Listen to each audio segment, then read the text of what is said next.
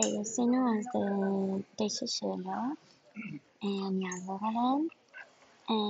מהי מהירות התנועה שהשחקנים מרגישים איתה הכי נוח? האם היא מהירה או מדי או איטית? צריך שיהיה לשחקן נוח לשחק, כי אם זה יהיה מהיר מדי הוא יתנגש ויעשה הרבה טעויות, ואם איטית מדי זה יהיה משחק משעמם.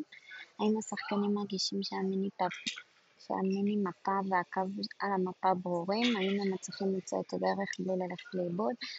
וזה גם, אם זה לא יהיה מספיק ברור, השחקן לא ייהנה מזה. כאילו זה חייב להיות כמה שיותר ברור, גם המפה וגם הקו. כמה נקודות איסוף ומשלוח צריך להציב על המפה כדי למנוע חזרתיות או ריקנות. אז גם לחוויית המשתמש, שזה לא יהיה יותר מדי, כי אם נגיד יהיה יותר מדי משלוחים, אז הבן אדם יצא באמצע המשחק, ואם זה יהיה קצת מדי, אז יכול להיות הוא ימצא את זה יותר מהר.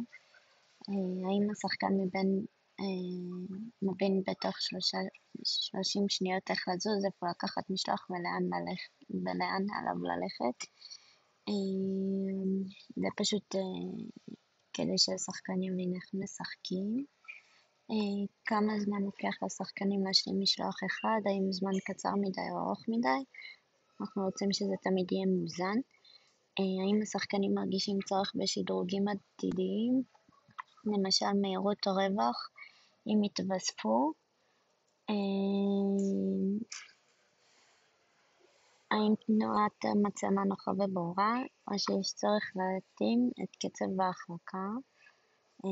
גם כל הוויזואליות של המשחק. האם יש עומס ויזואלי או בלבול בזיהוי מהו כביש ומהו אינו כביש?